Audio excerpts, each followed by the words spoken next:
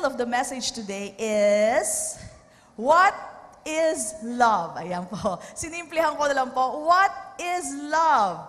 And kanina umaga, as I was sharing, I realized what happened is, pinalitan natin ang muka ng pag-ibig. Ayan. Papalitan po natin ang muka, ang itsura ng pag-ibig. Kasi po, ang mundo po has given us a different kind of image kung anong pag-ibig. Di ba? It's always that sweet, cuddly, kilig, KKK feeling. Ano yung KKK? Kilig, kilabot, at anong kulubot? Ano? Kuryente, KKK feeling. Hindi po ganon, alright? You'll find out, may ganyang effect. I'm not eliminating that totally. May effect na ganyan. Kaya lang, if you will observe from the Bible, hindi po KKK feeling palagi. Alright? We will see a different face of love. Kumbaga, papalitan natin ng mukha ang pag-ibig. Alright? And you know what I did? Nagtanong po ako sa Facebook. Yan. Salamat po sa mga sumagot ng kanilang comments. Alright? And I asked, ano po ba yung mga sinulat nyo sa slam book nyo nung bata kayo? Kasi that's how we see love. And until now, most probably, iba sa atin, di pa pinapalitan ang pananaw sa pag-ibig. Katulad ng love is a feeling, di ba? Akala natin it's still a feeling. No, it's not. Alright? Papalitan nga natin ang muka ng pag-ibig. Ayan. So what else? Can we post that? Some of the answers that I got. Ito po yung isa. Love is a feeling. Love is when you find someone destined for you. It is that tingling, ayan, kilig yan, KKK yan, tingling sensation. And then sabi pa, a many splendored thing. Ayan. So, sa kanta lang yata yan kinuha. Alright? Pero marami pa ako na-receive na mga answers. And this is their thinking when they were younger. Okay? Meron pong isang nagpabanggit sa akin, sabi niya, Pastora, huwag mo mabanggitin ang pangalan ko. Okay lang. I will not mention any name, no? Kasi medyo baduy yung binigay. Okay, sabi niya, love is a verb. Pero natuwa naman ako. Sabi niya, love is anything that has space and has mass. Sabi ko sa kanya, di ba matter yon? Yun daw sagot niya sa slam book niya. Alright? So, iba po sa wall ko nagsagot, iba naman message PM. Nahihiya sa kabaduyan nila. Okay, anyway. Sabi ko, di ba matter yon? Sabi niya, hindi, Pastora, may explanation yan. Sumagot. Sabi niya sa akin, love is something that occupies your heart and you feel the weight. Pwede, di ba? Pwede, di ba? Pwede. Kasi you feel it and then, kaya lang hindi nga feeling yan eh. Ayan, what else? Marami pa ako natanggap.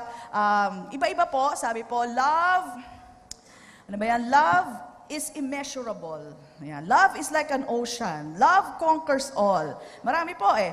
Ito yung isa sa pinakabaduy na natanggap ko, pero apparently, pinaka-common. I think, ako pa kasi pang 80s high school ako eh. Yung mga 90s tingin ko sa kanila to eh. Love is like a rosary. Alam mo, maski baduy ako ng bata, hindi ko naisulat yan, ha?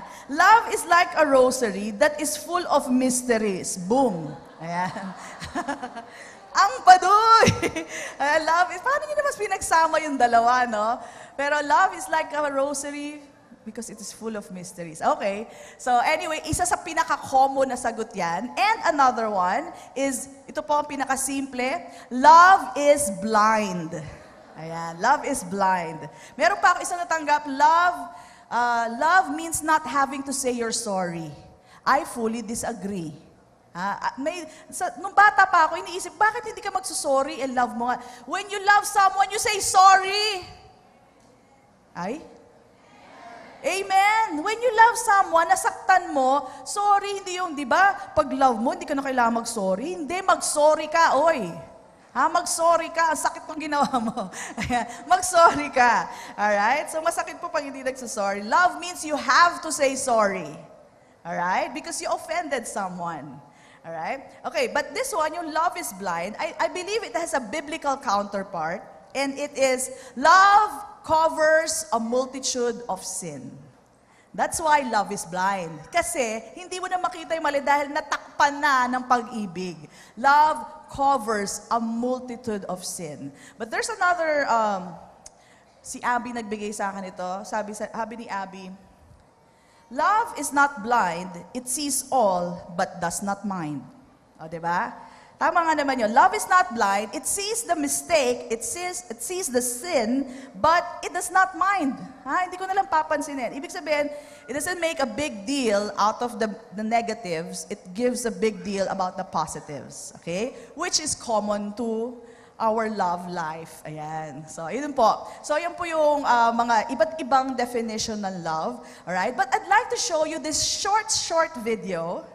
And I think in the purest form, magkapatid po kasi ito, very short. In the purest form, I think this is love. It's about laying your life for another person, just like Jesus. Very simple lang po, doable, but look at this, it's so cute. Maybe you've seen this. Sa Facebook lang naman yan. Natuwa lang ako.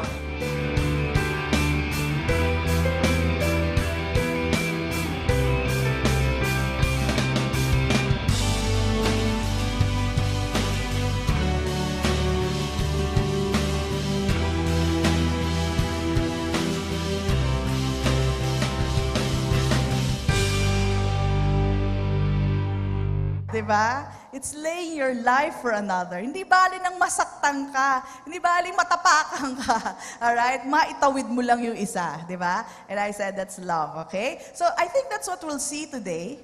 The other side of love, another face of love that minsan ini-ignore natin, but it is true. Love means it's painful sometimes. Okay? So let's go to number one. Number one.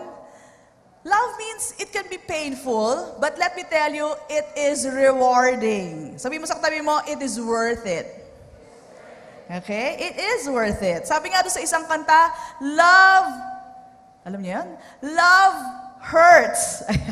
May kantang gano'n, love hurts. Okay? So, love hurts. But let me explain why. You know, the very first time that love was mentioned sa Bible, it's in the book of Genesis. And alam nyo, pag nag-aaral kayo ng hermeneutics, the first mention of the word is very important. Pag-aaralan nyo, kasi meron pong ibig sabihin yan. But the first time it was mentioned, love was connected to something doing sacrificially. Okay? Something that involves a painful decision. Something that is, kumbaga, kakalimutan mo yung sarili mo. Alright? Kakalimutan mo sarili mo. Or in other words, it has something to do with self-denial. Okay? So yan ang first time the word love was used. And it is found in Genesis chapter 22. Okay? It says here, and this is God talking to Abraham. Alam po natin si Abraham, nagkaroon siya ng anak na si Isaac, the only son of Abraham. Okay? With Sarah, of course. And ito po ang sabi. Then he said, take now your son, your only son, Isaac, whom you love. First mention of the word, love. And then ano pinagagawa doon sa love na yon? And go to the land of Moriah and offer him there as a burnt offering. Susunugin yung anak. Alright? Burnt offering on one of the mountains of which I shall tell you. Okay? So, it involves a painful decision. It involves self-denial. But let me tell you, every kind of love, yung tunay na po na pag-ibig, ay very rewarding. When Abraham did this, talagang dinala niya yung anak niya doon, itinali niya, okay? At nilagyan niya na po ng mga kahoy sa ilalim at akmang papatayin, biglang tinigil siya ng Panginoon. Why? Because Abraham has already proven to himself and to God that He loves him. Okay? So napatunayan ang kanyang pag-ibig. Now let's go to Genesis 26 verse 16. And because Abraham has done this, tingnan niyo sabi ng Panginoon, and said, by myself, sabi ng Panginoon Diyos, I have sworn, says the Lord, because you have done this thing and have not withheld your son, your only son, blessing, this is the reward, blessing, I will bless you, and multiplying, I will multiply your descendants as the stars of the heaven and the sand, and as the sand which is on the seashore, and your descendants shall possess the gate of their enemies. Okay? Because Abraham proved his love for God more than his love for his son. Alam niyo po, nangyari po ito. In your seed, sabi pa doon, all the nations of the earth shall be blessed, because why? you have obeyed my voice. Every time we obey the voice of God, every time we obey His commandment, that is love. Let me prove to you from the New Testament. Let's go to 2 John 1:6. So sa pagsunod po ni Abraham, pinatunayan niya ang kanyang pag-ibig. Tingnan niyo po to. This is love. Okay? That we walk according to His commandments. Okay? So ibig sabihin ko, anong narinig natin sa Panginoon na dapat natin gawin, and we do it every time you obey, this is love. Amen? So actually, Abraham was walking in love. As he heard the Lord and obeyed the Lord, he was already walking in love. And as he walked in love, meron pong reward. Sabi mo sa katabi mo, it is worth it. Ano pong worth it? It is worth walking in love.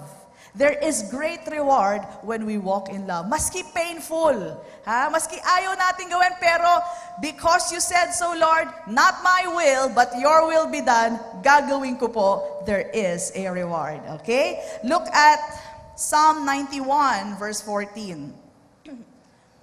It says here, because He has set His love upon me, therefore I will deliver him. I will set him on high, because he has known my name. He shall call upon me, and I will answer him, and I will be with him in trouble. Right? Sino gusto dito?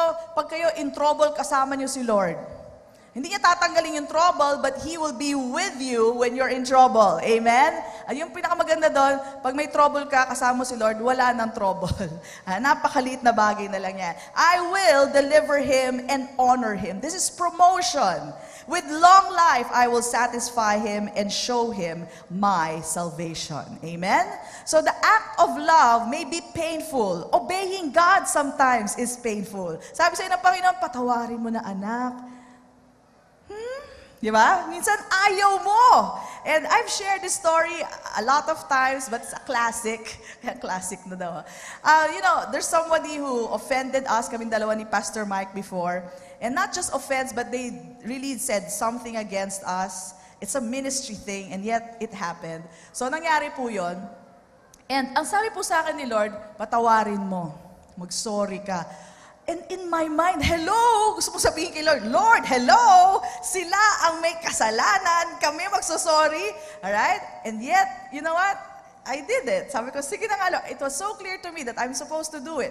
So, kinausap ko, nag-sorry ako, and nagbati kami. And then sabi ko, okay na, tapos na ako, Lord. Alam mo, sabi ni Lord sa akin, regaluhan mo. Okay?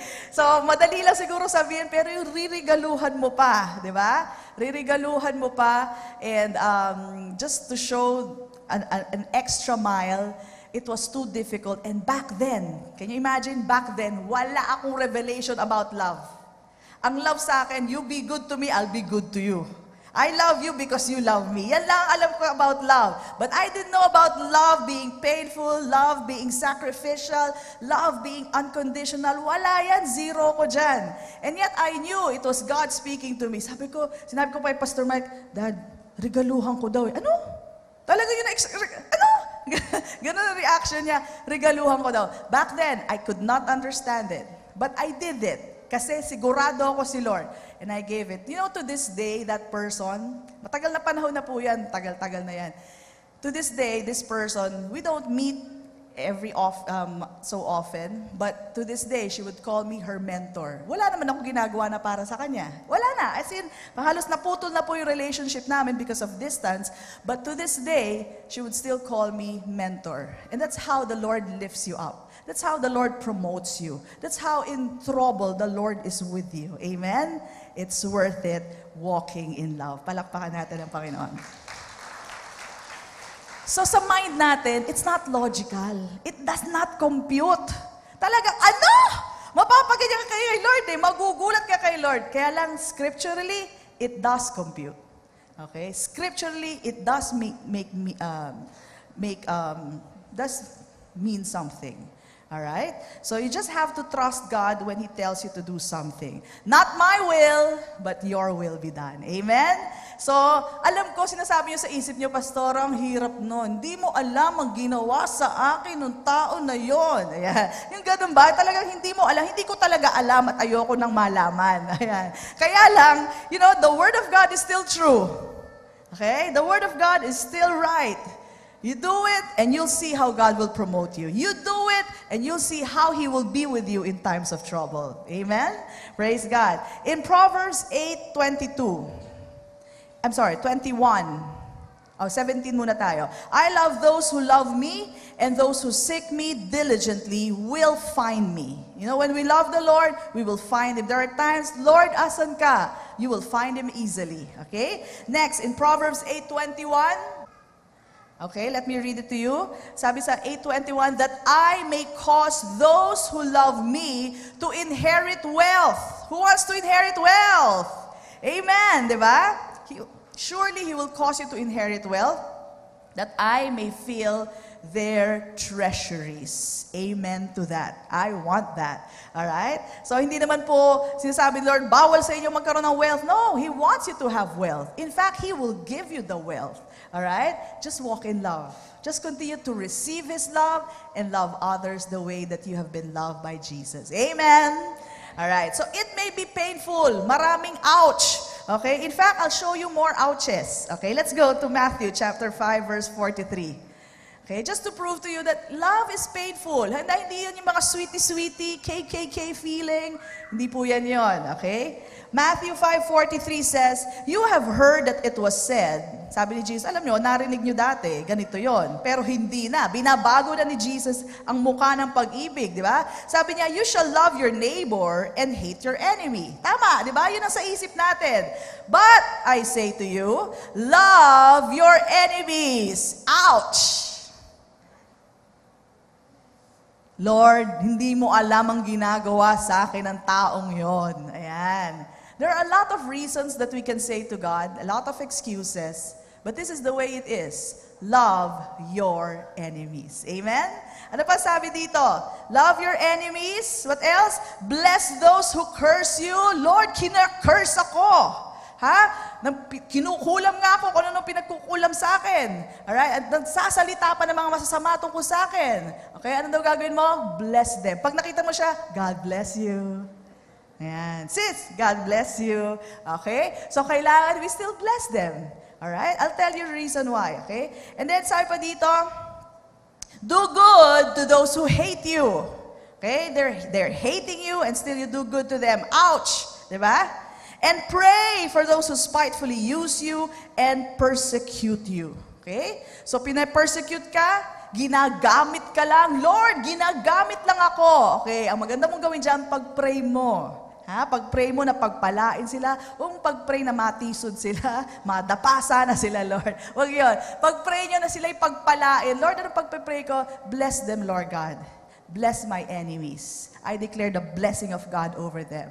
It doesn't make sense, head sense, but it makes scripture sense. Let me tell you why. What is the reason why we are to do these things? This is the reason that you may be sons or children of your Father in heaven. Okay? For He makes His sun rise on the evil and on the good. Hindi siya namimili, ikaw masama ka ngayon, wala kang araw ngayon. Ha? Ikaw mabait ka ngayon, sa'yo lang may araw. Hindi siya namimili ng ganyan. And sends rain on the just and on the unjust. Okay? For if you love those who love you, what reward have you? Ha? Ay, love kita kasi love mo ko. Hindi mo ako love, di rin kita love. Ganun ba yun? Okay? If you greet your brethren only, what do you do more than the others? Do not even the tax collectors do so? Okay? Therefore, and this is the reason, you shall be perfect, just as your Father in heaven is perfect. Okay? So, why are we doing this? Number one, we learned that our new nature is what? Love. Yun na talaga tayo, love tayo. Okay? So it means, kay masama, kay mabuti ang tao, hindi ka nagne-nature na evil dahil lang evil siya. Your nature does not change depending on who you're talking to or who you are dealing with. Ibig sabihin, mabuti siya, mabuti ka rin. Masama siya, mabuti ka pa rin. Amen? Hindi ka magiging demonyo dahil demonyo siya. Amen? They're hating me, Pastora. They're cursing me. Ano, curse mo rin siya? Di parehas na lang kayo? You don't change your nature just because the other person's nature is different from you. Amen? And as you do this, okay, You are being like your Father. Sabihin natin lahat, perfect. Okay? When you walk in love, you're already walking in perfection. Amen? You're walking in perfection. Amen. Now, I'm not saying it's easy. Mamaya po makikita natin ang solusyon kung paano magiging madali yan. But we are to love even those who are our enemies because our Father is perfect, therefore you be perfect. Amen? Nakuha po ba natin yon? Alright? So, let's continue. Ang reward po natin is that we will be perfect as our Father is perfect. And that is here on earth. Tayo po yung perfect. Tayo yung reflection ng ating Panginoon. Okay? Number two. Okay? Love is the result of forgiveness. The more you realize that we have been forgiven by God, the more you will be able to love others. Okay? So, kailangan po natin maintindihan, we have been totally forgiven. So, yung mga sa katabi mo, you've been totally forgiven. When you know that, you can totally love as well.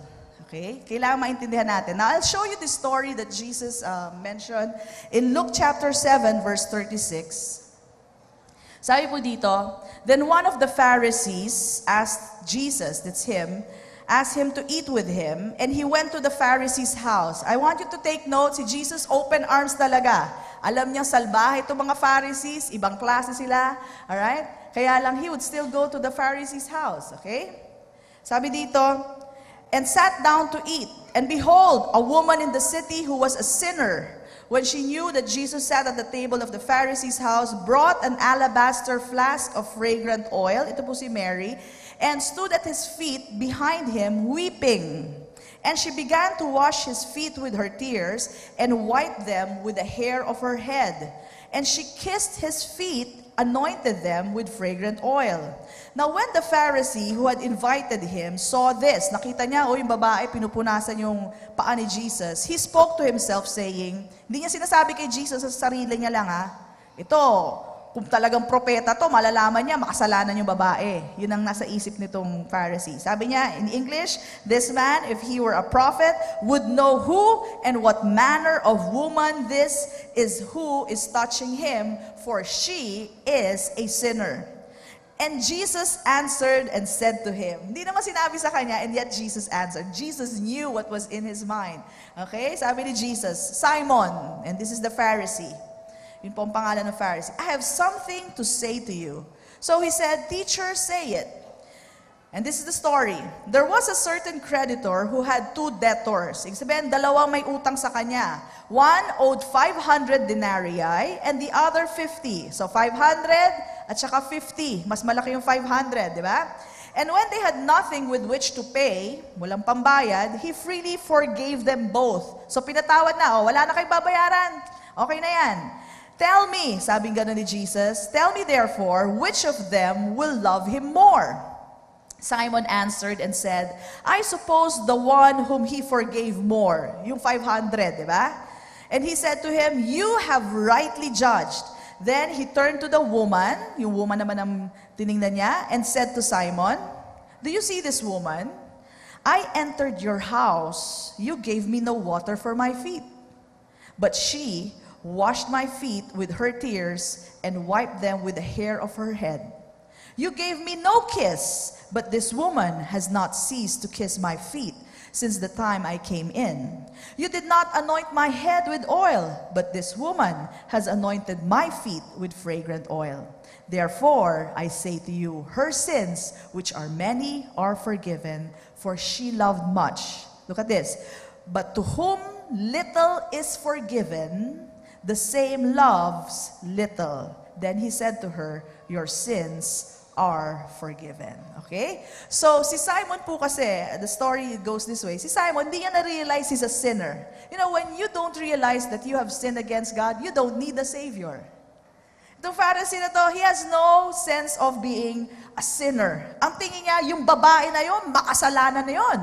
Tandaan po natin to. Sometimes, may lesson po tayo matutunan dito. Sometimes when we have not done the sin, we think we are better. Okay? So, we feel holier than thou. And we tend to judge the other person. Okay, that happens. And actually, that happened to me. Let me tell you something. Nung una po, hindi ko maintindihan talaga. At gulong-gulo ako sa mga isipan ng mga taong nagsusuicide. Talagang sa isip ko, ano pa naman yan? Kayo na nga ang iniwan, kayo na nga yung, kumbaga, heartbroken, kayo pa magpapakamatay? Hindi mo sila magpakamatay, ba't ikaw pa? Okay, sa isip ko parang, the word is stupid. Yun ang tingin ko sa mga tao, bakit kayo nagpapakamatay? And to hurt yourself, that does not make sense. Alright? Yun po ang tingin ko sa mga nagsusuicide back then. And I tend to be judgmental towards them. Okay? But one time, something happened to me. Okay? You know, sometimes when you have experiences, make it a learning pool. Okay? One time, this is a long time ago, early in our ministry, kami po ni Pastor Mike. Bihira po kasi kami mag-away na talagang away. Wala kami yung heated argument, tapos lalayas yung isa. Wala kami masyadong ganyan. But one time, nangyari po yun. 4 na po anak namin, mga bata pa sila. One time it happened, and we had this argument about priorities. Priorities, maliit na bagay lang. Alam niyo naman mag-asawa pa, nag-aaway kami. Ayoko na siya makita. Bakit? Nag-aaway, ano pinagawayan niyo? Yung pinto, pinagawayan namin. Pinto, you know, sometimes ang liit-liit na bagay, ginagawa niyong pinamalaki. Ano pinagawayan niyo? Ba't kayo nag-iwalay? Yung tornilyo, pinagawayan namin. Tornilyo lang. And sometimes the reason for this fight, you know, is not the matter, pero mga salitang nabitawan.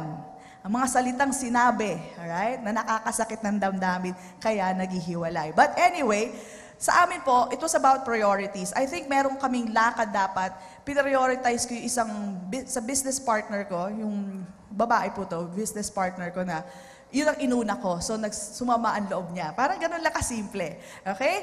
And so, for the first time in our lives, dahil po nag-away kami, natulog po ako mag-isa sa kwarto at siya doon sa guest room. Isang beses pala nangyari, hindi na naulit. Okay? And during that time, dahil nga po, first time lang po nangyari sa amin ni Pastor Mike, samang-sama po loob ko. I was heartbroken. And pa-cry-cry pa ako doon sa taas, iyak-iyak pa ako. Ganun lang kasimple pero at that moment, feeling ko parang, wala na, ba't nagkaganito na kami? Ang drama talaga. And habang nagdadrama ako, okay, ang linaw-linaw po, ang narinig ko ay ganito, magpakamatay ka na. Totoo to, no kidding. Okay? And then right after that, I saw a picture in my head of me slashing my wrist with a Gillette blade. Iniisip-isip ko pagkatapos, afterthought lang, saan kaya kukuha ng Gillette blade? Wala naman kaming Gillette. Okay? Afterthought lang naman. Pero I saw myself cutting myself. Okay? And at that very moment, split second lang po to. Ilang seconds? Siguro gawin na natin 5 seconds. I also saw that it was a way of escape. Ganun pala yun, pag sobrang down ka, you're so frustrated, you're so depressed, okay, at bubulungan ka ng kaaway, magpakamatay ka na, it seems like it's the easy way out. Kaya bigla na lang akong, imbis na ako nagpatuloy sa drama ko, bigla ako nagising, sabi ko, ganun lang pala yun? Ganun pala nadadaya ang tao. Kung kailan sila napaka-down at napaka-low ang emotions, bigla kang sasabihan ng kaaway, alam niyo, naiintindihan ko, ba't tumatalon yung iba eh? Okay, ba't sila tumatalon from 3rd floor, whatever floor that is? Ba't nila in your lowest point, the enemy will come and speak words that will tell you the way out. Let me tell you, mabuti na lang may salita tayo ng Diyos. Kung wala ka salita ng Diyos, alam niyo gagawin, tatalon talaga yung tao eh. Alright? Praise be to God for His Word, for the Spirit of God that is inside us. Right then and then, yung Holy Spirit inside me, it's like He spoke to my heart. And imbis na magpatuloy ako sa pagdadrama ko, bigla na lang ako nagkaroon ng realization. Sabi ko, kawawa naman yung mga taong walang salita ng Diyos. Promise, yun ang umisip po. Nawala yung drama ko, bumalik yung luha ko. Okay? Dahil naramdaman ko kung anong nararamdaman ng mga taong nagpapakamatay. Because I wanted to do it. Promise, parang easy way out siya. Ganun lang pala. Sige na nga, tapusin ko na para may ganun na drama. Okay? And I just had compassion over those people na walang salita ng Diyos. That's why nagkaroon ako na kailangan i-share pa ang salita. Let people know God loves you. He will make a way out for you. Huwag kang tatalo, huwag kang gagawa ng ganyan because He loves you so much. You have to share God to people. Kasi kung wala silang ibang kakapitan, tatalon talaga yan. Lalaslasin talaga nila yan. They would do that. Share the Word of God. Share that God loves them. Amen? Okay, so anyway, at that point, bigla ako nagkaroon ng realization. But at that point, I realized we have to share the Word of God. Okay? Na-realize ko rin how easy it is for people to commit suicide when they don't have the Word of God. Okay? Ano yung nangyari after nun? Dahil wala na yung drama ko. Bumaba ako, sinundo ko si Pastor Mike, akyat ka na. Oh, sige, akyat na kami. Tapos ang drama, ganun lang kadali. Sumunod naman pala sa akin, sabi ko, nagdrama-drama pa ako. Imagine, nilaslas ko yun, kung sakasakali, sasama rin naman pala sa akin. You know, sometimes we make a big deal out of things, you know. But my point is this. Sometimes we look down on people who are going through some sin, not knowing where they're coming from. Okay? Not knowing kung ano yung mga kakulangan nila sa buhay. This is the case of Simon. Simon was looking down on this woman. She's a prostitute. At ang baba ng tingin niya. You know why he's like that? Because he hasn't realized that he was a sinner himself, forgiven by Jesus Christ. Okay. So, Pastora, ano bang lesson dyan? Ibig sabihin, magkasala kami ng marami para sa ganun mapatawad kami ng marami at umibig kami ng marami? No. Hindi po yan. Realize that we have already been forgiven of all our sins. Okay? We have been totally forgiven because of the blood of Jesus Christ. So we have already been forgiven much. Now that you know that you have been forgiven much, this should be the revelation. I could now love much. Amen? Kaya itong babae na to, ganun na lang ang pag-ibig niya kay Kristo. Kung paano niya halikan ang paa. Kung paano niya tuyuin ang buhok niya ang paa. Alright? Bakit po? Kasi she realized she has been forgiven by Jesus Christ. She needed a Savior. And she was forgiven much by Jesus Christ. Amen? Once you realize that, you'll be able to love much as well. Okay? Now, this is the revelation. We have been totally forgiven by Christ. That's why you can also totally love other people. Amen? Come on, bless Him. Totally. And let me give you a scripture for that para hindi naman tayo nakabitin. Alright? What is the scripture for that we have been forgiven? Ephesians chapter 1 verse 7. It says here, in Him we have redemption through His blood, the forgiveness of sins, according to the riches of His grace. Not according to what you have done or not done. Hindi sa ginawa mong mabuti, kundi according to His grace, sa Kanyang biyaya, sa Kanyang gift sa atin. Revelations chapter 1 verse 5. And from Jesus Christ, the faithful witness, the firstborn from the dead, and the ruler over the kings of the earth, to Him who loved us and what? Washed us from sins in His own blood. Sabi mo sa katabi mo, malinis ka na. Totally. We've been washed by the blood of Jesus Christ. Amen? So realize today that you have been forgiven much. And when you have, you'll be able to love much as well. Amen? Just like this woman. Palakpakan natin ang Panginoon. Praise God. So that's what we see here. Alright? Love is painful but rewarding. Love is the result of forgiveness, realizing that we need a Savior. And number 3, love is always others-directed, not self-directed. Hindi ho papasok, palabas. Okay? Palabas po. We all know John 3:16. Sabihin po natin John 3:16. For God so loved the world that He gave His only begotten Son, that whoever believes in Him should not perish but have everlasting life. Okay? Kabisaduhin niyo po yan kung di pa niyo kabisado, because here we see love. Okay? What is love? Love is others-directed, not inward. O hindi papasok. Okay? Tingnan niyo to. Hindi sinabing, for God so loved Himself. Yung ba sinabi? Ang sabi, for God so loved the world. Palabas eh. Okay? That He gave. It did not say that He took all your children. Okay? Ang sabi dito, that He gave. At ang sabi pa dito, His only begotten Son. Okay? Hindi siya kumuha sa maraming mga anghel, kumuha siya sa nag-iisa niyang anak. Alright? Iisang anak ibinigay niya that whoever believes in Him should not perish but have everlasting life. Let me tell you, ang binigay niyang buhay sa atin, hindi ordinaryong buhay. This is everlasting life. If you'll find out, the Greek words for this is actually Zoe. Okay? What He gave us is the God kind of life. His very own life, ibinigay niya. Amen? So we can see here that love is not inward, hindi papasok, kundi palabas. For God so loved the world that He gave His only begotten Son. Amen? So, hindi po selfish ang pag-ibig, but, you know, the kind of love that we know is much selfish. It's so self-centered. Bakit? Ba't di mo ako tinek? Ba't di mo naman ako sinundo? Ano ka ba? Ba't ganyan ka? Ba't ginaaway mo ko? Okay. Puro ako. Bakit hindi mo ko? Ayan. Puro gano'n, di ba? Lalo na yung mga teenage love na pinagdaanan natin. Ayan, puro gano'n yon. At ang nakakatuwa, maski adult na, may asawa na gano'n pa rin. Ayan.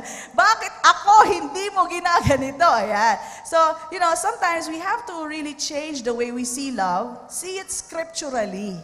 Kundi, hindi po tayo lumalakad sa tunay na pag-ibig.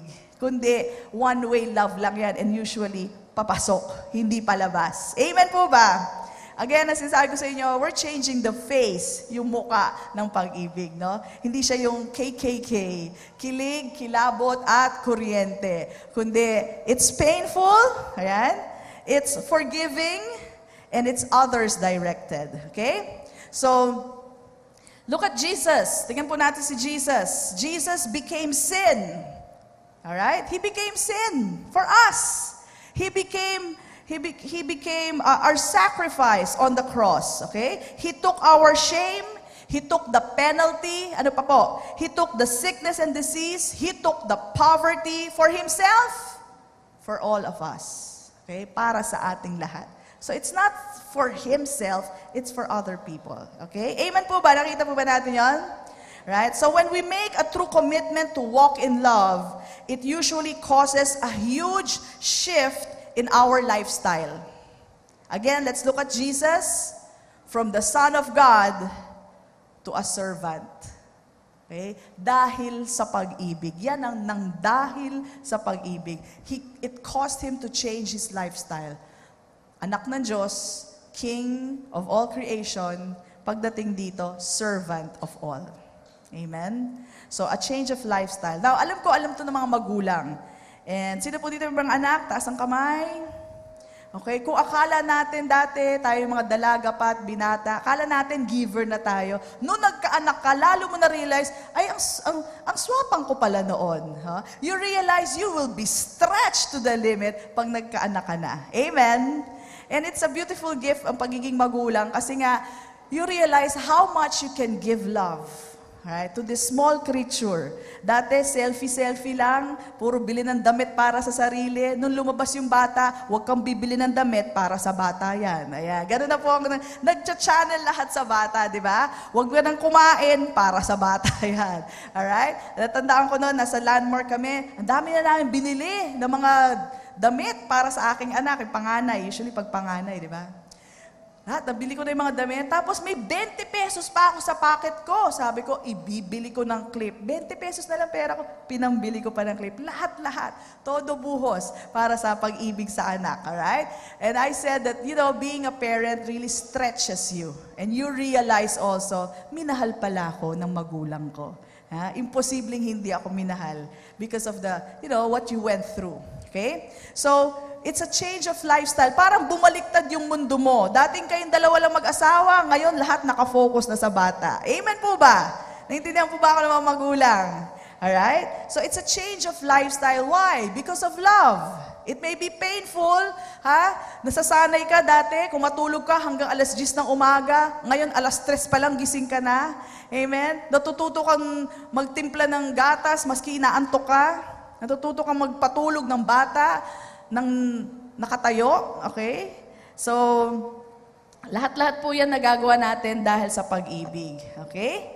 So, sometimes, Love is not really sweet, it is painful. Okay? But it is rewarding. Sabi mo ulit sa katabi mo, it is worth it. Okay? Now, one thing again I would like to share about love. Love pours out itself.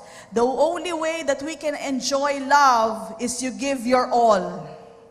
100% ibuhos mo na. Sabi mo sa katabi mo, itodo mo na.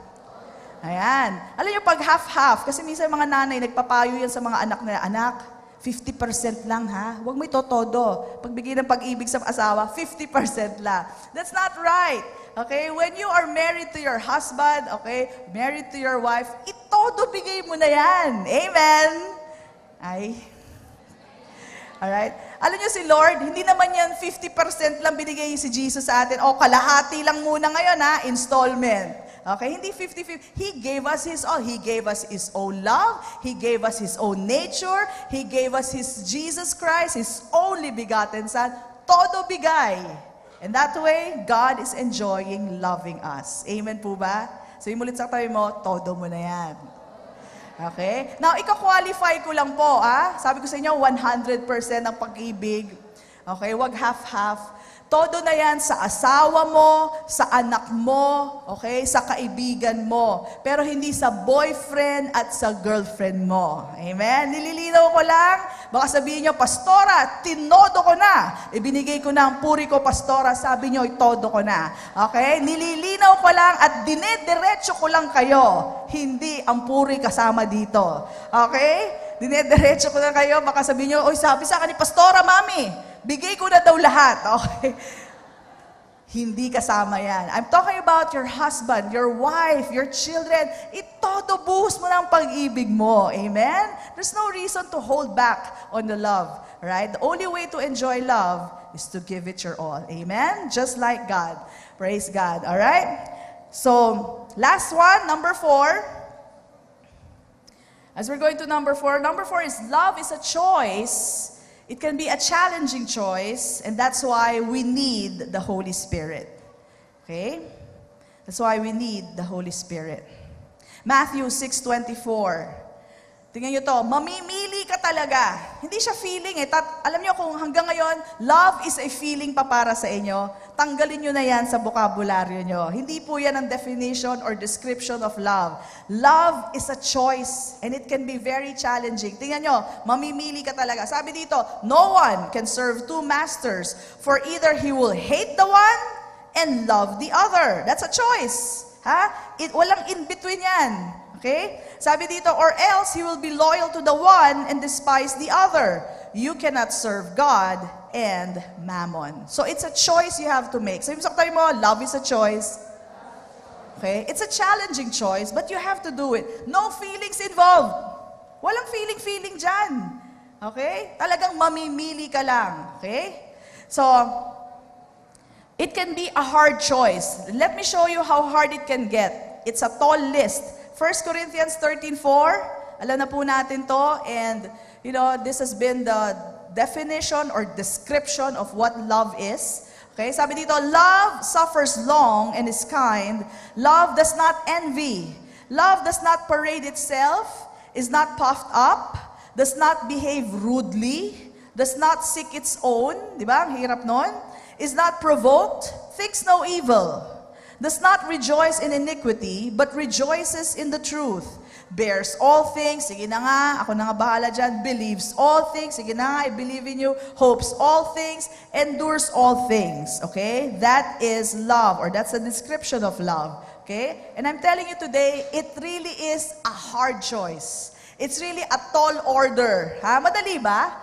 Hindi, di ba? Mahirap. And that is why we need the Holy Spirit. Okay? Praise be to God. Nung tayo po naniwala kay Kristo Jesus, ibinigay na ang lahat ng kailangan mo. Pati ang Holy Spirit, binigay na rin para sa atin. So that we can love just like how God loves others. Okay? So, pakita ko po sa inyo isang verse. And this verse is connected to our amazing verse. Yung God is able to do.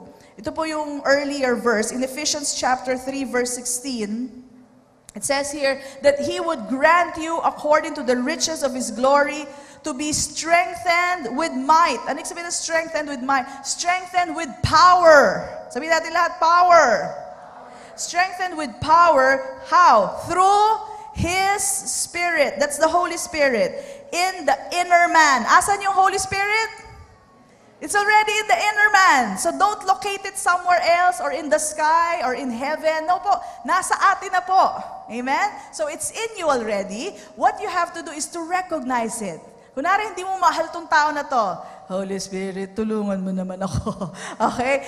Give me the power to love this person. There are times it's really so difficult to love some people. But Holy Spirit, I acknowledge you. You give me the power so I can be strong enough to love this person. And that will happen. We just have to acknowledge it. Matagal na nasa atin ang Espiritu ng Diyos. We just don't acknowledge the Spirit of God. Amen? And let me tell you, you've got power. Sabi mo sa katabi mo, you've got the power.